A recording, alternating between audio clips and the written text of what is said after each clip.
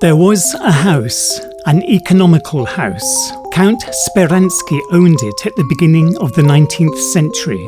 The children's author, Samuel Marshak, lived in it during the period of the new economic policy. The house was turned into a school after World War II.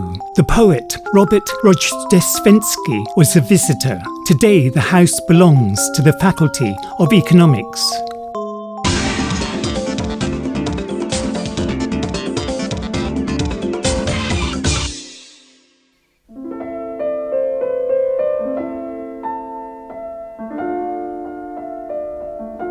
Count Leo Tolstoy used the staircases of the house and brought here his characters.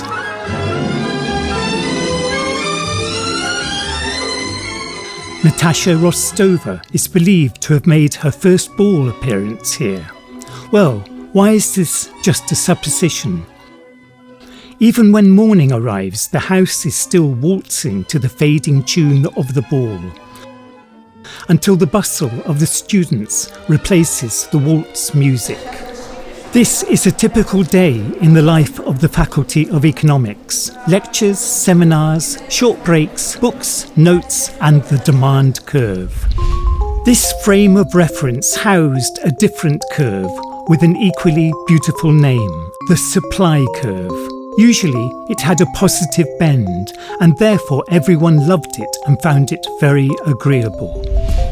Each year, new freshmen start their first academic year with this fairy tale about the curves that have been met and turned into a stork, the symbol of the Faculty of Economics. There are over 4,000 students studying at the school today. They are all looking for points of balance based on their specific needs and offered alternatives. Students can take courses offered by 400 teaching staff who work in 13 departments and 68 programs. Each member of staff is a specialist in their own economic field. Today, our school is growing in importance as enrollment is becoming increasingly competitive every year. We are hiring new professors. Internationally, we have made a huge step forward. We invite influential personalities, including chief specialists from the World Bank and the International Monetary Fund, and other leading economists. It gives both staff and students the opportunity to ask them tough questions and receive competent answers. The school is keeping up with the times. Academic conferences encourage integration with the academic community. International cooperation involves students in the Global Education Forum. Computer labs provide modern technological possibilities. However, the Faculty of Economics is not only the pulse and rhythm of the modern age, it is also the dream about how it all began.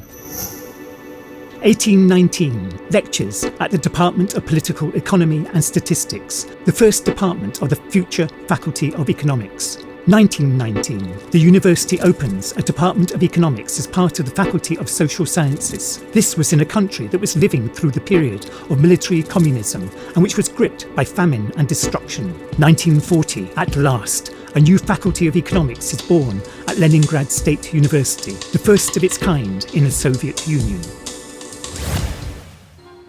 After the Second World War, a lot had to be created anew. Nonetheless, economic science never stopped devolving at the university.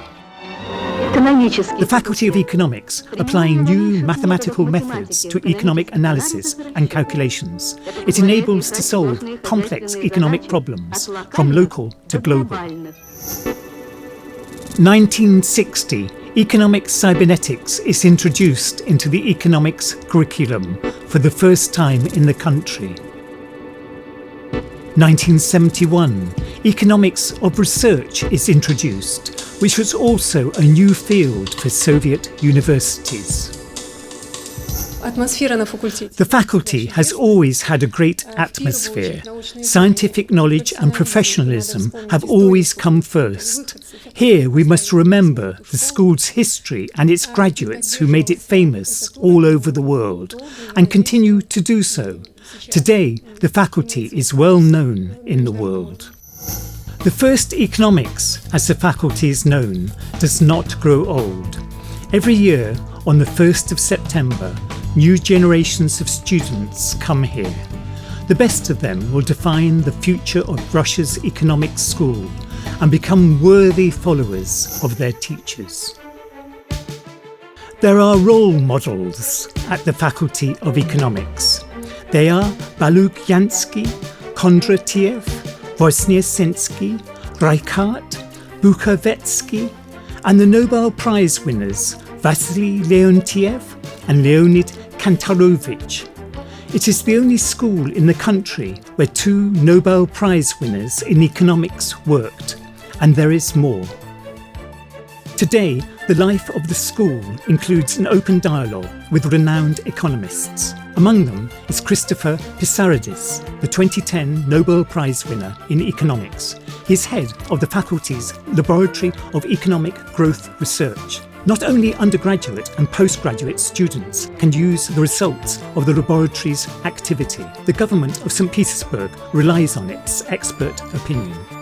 Well, my work at the St. Petersburg State University is related to the Growth Laboratory, whose main function is to produce research on the Russian economy and especially on Russian economic prospects. It's a work in progress. We started, as you said, just over a year ago, and we have 5 researchers working with me here. Another laboratory, the effectiveness of economy and the environment, is headed by Professor Frederick van der Ploeg of Oxford University. The laboratory staff is engaged in developing a new economic growth and reform model, leading to a green, low hydrocarbon economy. The faculty's innovation and research activity matches its teaching achievements. To make this possible, the school has excellent facilities. The modern, well-equipped library provides resources not only for teaching, but also for research. Its collection includes the best sources for economics. Janssen's writings on statistics are now being digitised. The library is cooperating with large publishing organisations to add new books to its collection. The first economics is growing. A second building was added at the turn of the century. Today, teaching is already carried out in 3 buildings. They say that the 3 houses make up a Bermuda Triangle, with at its centre the Taurida Gardens, the poetic gardens of St. Petersburg's soul. Students disappear there on their way from one building to the next. Of course, they do not disappear, they just live an active student life.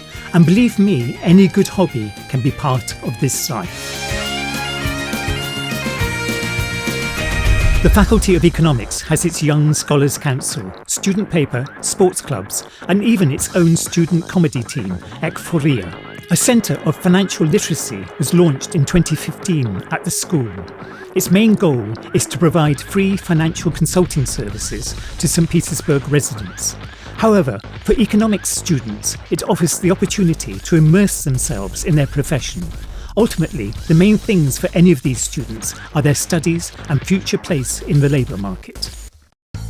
The most successful graduates of the Faculty of Economics join and often run St. Petersburg's leading banks or become practising politicians, public figures and scholars. I am grateful to the Faculty of Economics for the future that has unfolded before me. I was taught here how to study, taught how to understand something new, taught how to resist stress, and we are grateful to our school, our professors, for helping us to become good specialists and good people. If you study hard, you will always succeed.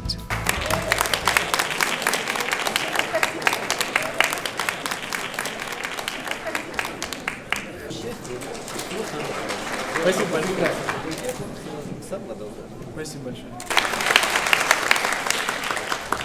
Some economics students have chosen a totally different profession. Anatoly Karpov became a chess player and was the world chess champion. Tatiana Kasankina became a runner and was an Olympic champion. We really enjoyed studying here. Having graduated, we keep in contact with each other. We meet often and spend time together. We have kept respect for our professors and always remember that our professional success is based on what they taught us when we were students. And we are grateful to our city as well. Diverse traditions have coexisted here for 300 years. Their intricate pattern on the banks of the Neva is what makes Russia's northern capital such a magnet for the entire world. St. Petersburg and the Economical House are hungry for new cultures. Through these cultures, they learn about themselves. Everything repeats itself. Your first year, your first supply curve, graduation, and a girl wearing a ball dress. Perhaps this unchanging stability has the ideal point of balance.